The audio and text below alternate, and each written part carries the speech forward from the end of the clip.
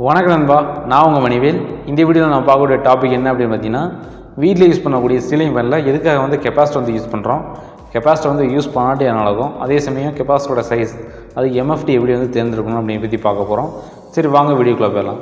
வீடியோக்குள்ளே போகிறதுக்கு முன்னாடி சீலிங் ஃபேன் வந்து எந்த டைப் ஆஃப் இண்டக்ஷன் பண்ணுறோம் அப்படின்னு தெரிஞ்சுக்கணும். தெரிஞ்சிருந்துச்சு அப்படின்னா உடனே வந்து கமெண்ட் பண்ணுங்கள்.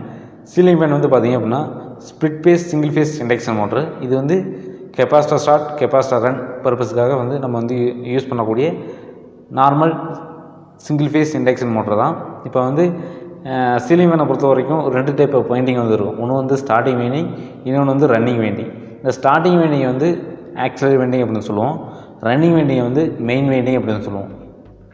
இப்போ நம்ம வந்து கெப்பாசிட்டர் எதுக்காக கனெக்ட் பண்ணுறோம் அப்படின்னு பற்றி பார்ப்போம். கெப்பாசிட்டர் நம்ம வந்து கனெக்ட் பண்ணாமல் 230 வோல்டேஜ் சப்ளை வந்து கொடுத்தோம் அப்படின்னா ரெண்டு வைண்டிங் கடையிலுமே வந்து ஃபேஸ் ஆங்கிள் வந்து 180 டிகிரி ஆங்கிளில் இருக்கும்.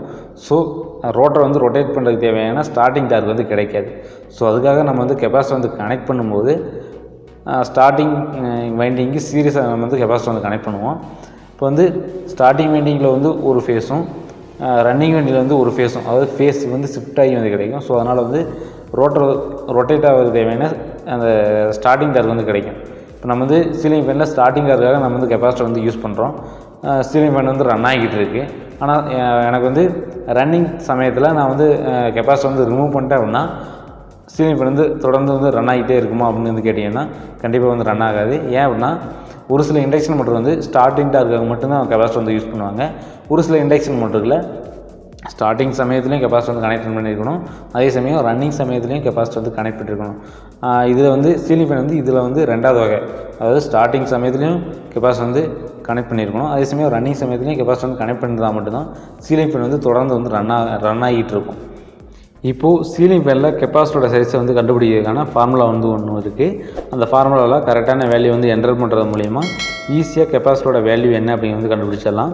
இப்போது அதுக்கான ஃபார்முலா என்ன அப்படின்னு பார்த்தீங்கன்னா, capacitor is equal to P into efficiency into 1000 divided by V squared into frequency. இதில் P அப்படிங்கிறது வந்து சீலிங் ஃபேனோட பவர், அதாவது பவர் வந்து நம்ம வந்து நார்மலாக வந்து 70 watts fan, 75 watts fan, 80 watts fan இப்படி வந்து வாட்ஸில் வந்து குறிப்பிடுவோம். இதில் வாட்ஸ் அப்படிங்கிறது வந்து பவரோட யூனிட்டை தான் நம்ம வந்து வாட்ஸ் அப்படி வந்து குறிப்பிடுவோம். இப்போது 70 வாட்ஸ் ஃபேன் இருக்குதுன்னு வச்சுக்குவோம்.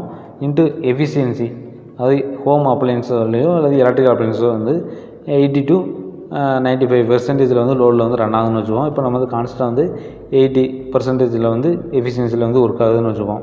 இன்ட்டு 1000 இந்த வேல்யூ வந்து மல்டிப்ளை பண்ணும்போது 56 லட்சம் வந்து வேல்யூ வந்து கிடைக்கும். டிவைடட் பை வி ஸ்கொயர் அப்படிங்கிறது வந்து வோல்டேஜை வந்து ரெண்டு தாட்டியும் வந்து மல்டிப்ளை பண்ணணும் அப்படிங்கிறது.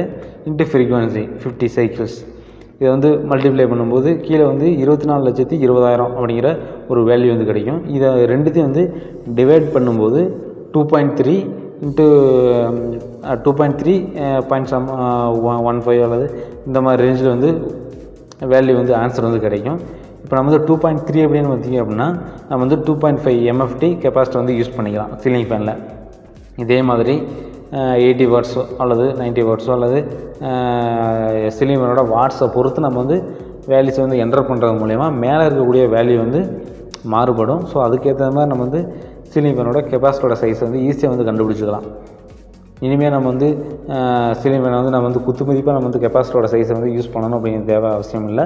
சீலிங் ஃபேனோட வாட்ஸ் என்ன அப்படிங்கிறத பொறுத்து நம்ம வந்து சீலிங் ஃபேனில் நம்ம வந்து கிடைக்காதவங்கள்ட்ட நம்மளே போய் வந்து வாண்டடாக வந்து எதை வந்து செலக்ட் பண்ணக்கூடாது அப்படிங்கிறது நம்மளே வந்து தெரிஞ்சுக்கலாம். அவ்வளோதான் இந்த வீடியோ. இந்த வீடியோவில் நம்ம வந்து கெப்பாசிட்டரோட சைஸை வந்து எப்படி தேர்ந்தெடுக்கணும், அதே சமயம் கெப்பாசிட்டர் வந்து எதுக்காக யூஸ் பண்ணுறோம், கெப்பாசிட்டர் வந்து யூஸ் பண்ணாட்டி என்ன நடக்கும் அப்படிங்கிறத எனக்கு தெரிஞ்ச தகவலில் சொல்லியிருக்கேன். இந்த வீடியோ வந்து உங்களுக்கு வந்து பிடிச்சிருச்சு அப்படின்னு நினச்சேன்னா இந்த வீடியோவை லைக் மற்றும் ஷேர் பண்ணுங்கள். மறக்காமல் இந்த வீடியோ பற்றின கருத்துக்களை கமெண்ட் பண்ணுங்கள். மேலும் இது போன்ற வீடியோக்களை வந்து உங்களுக்கு வந்து தொடர்ந்து வேணும் அப்படின்னு நினச்சிங்கன்னா நம்மளுடைய சேனலை சப்ஸ்கிரைப் பண்ணுங்கள். கூட வரக்கூடிய அந்த பெல் ஐக்கானை டச் பண்ணிட்டு ஆளுங்கிற ஆப்ஷனை செலக்ட் பண்ணுங்கள். அப்போ தான் நம்ம போடக்கூடிய ஒவ்வொரு எலக்ட்ரிக்கல் ரிலேட்டடான வீடியோஸும் உங்களுக்கு வந்து நோட்டிஃபிகேஷன் உடனுக்குடன் வந்து தரும். தேங்க்ஸ் ஃபார் வாட்சிங் my channel. Keep supporting me. தொடர்ந்து நம்ம சேனல் வந்து ஃபாலோ பண்ணுங்கள் அண்ட் என்கரேஜ் பண்ணுங்கள். மீண்டும் ஒரு நல்லதொரு வீடியோவில் சந்திக்கும் வரை நான் உங்கள் மணிவேல். நன்றி, வணக்கம்.